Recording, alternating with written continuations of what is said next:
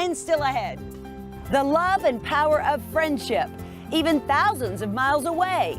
How these two forged an incredible relationship by putting pen to paper more than 50 years ago, and how it endured. Welcome back to Weekends with Whitney. Did you ever have a pen pal growing up? Well, I had a few, but after a year or two, the letters stopped, which is pretty normal. What's not normal is having a pen pal for more than 50 years. You're about to meet two people who never wrote each other off. Long before Instagram, text, and email, snail mail kept people connected. More than 1,000 letters have kept Gay Smith and Dave Wood connected for half a century. It all started 50 years ago when the then 15-year-old American teenager wanted a British pen pal. What made you write? I have a sister who was writing to some girls in England, students, through her teacher. And she was sending all kinds of photographs to my sister. And there was a clipping of a picture of the Yardbirds. On the back of it were addresses and names. And at the time, remember, I was 15.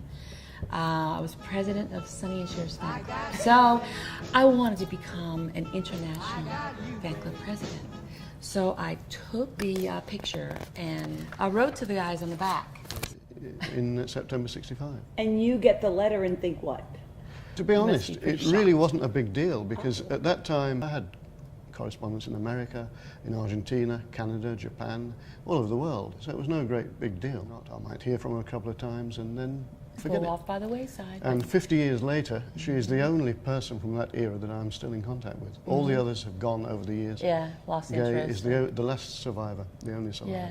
50 years, it just blows my mind. So when you look back at these letters, what do you see? Well, you know, we see a lot of history too. We don't go into it real deep, but there's a lot of references to things that were happening around us. It's about the times that we moved from, and a lot of teenage angst. Yeah, I was 15. More on your side than mine. Yeah, a little bit.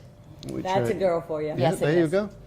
They shared a love of music, but not their taste in music. She loved the Beatles. He was into Southern soul.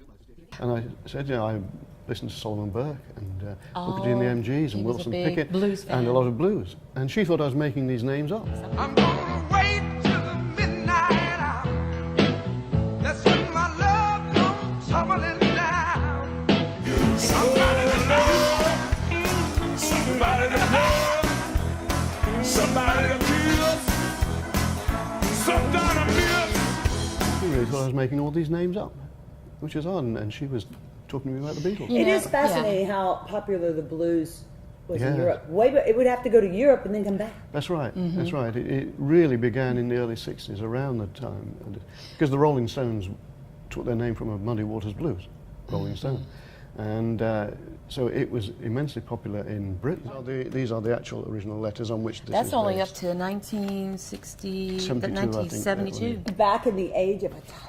Oh yeah, and I liked his typewriter because a lot. Oh, Gay that's- said that she liked it because my letters were red and black. Well, that Yeah, was it because was I had a because the very ribbon poor was- old typewriter with a red and black ribbon, and the typewriter was so old that it didn't work properly.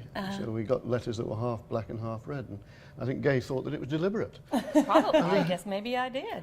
And you both saved each other's Yeah, letters. didn't know we were doing No, it. we didn't know until many years afterwards when... The first time they made a trip out there in '79. Yeah, and she was amazed to see I still had all of her letters, and I was amazed to see she had all of mine. And so I copied all of hers, she copied all of mine, so we now each have a full set. 14 years after their first letter, Gay went to England to meet Dave in person for the first time. I went to see him with my sister. We flew across the pond. Didn't know what to expect, but he lived near Liverpool, and you know the Beatles. I wanna hold your hand. I wanna hold your hand. We went to Penny Lane and Strawberry Fields. Yeah, we saw all those fun things. Did they stay with you at your house? Yeah. Yes. This was in Huddersfield. And was your they wife brought saying, us- why are these two women from America? No, She knew all no, about she knew, us. because my wife and I were married for 42 years, but I knew Gay 7 years before I met my wife. Yeah.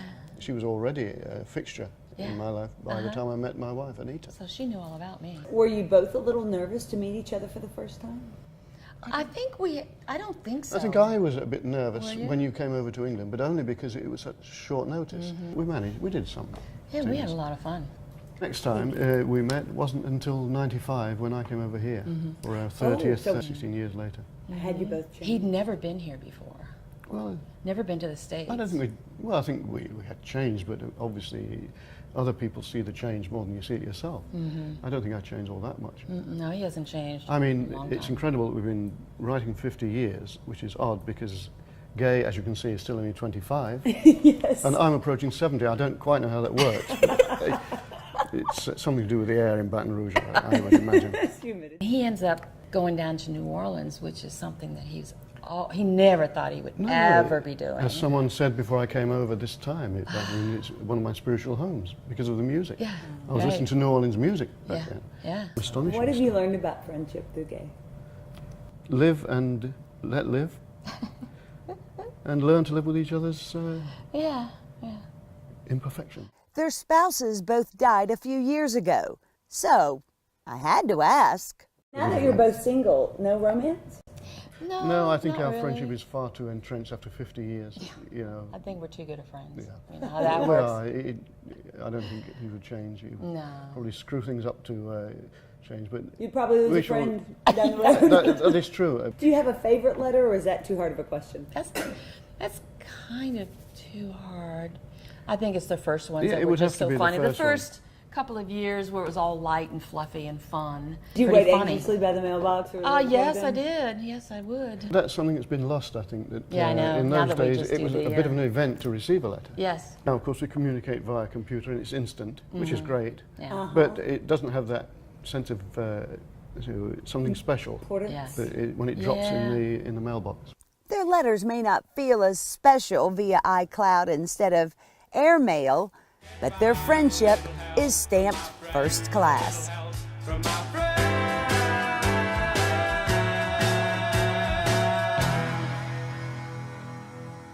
Life is lovelier with fabulous friends.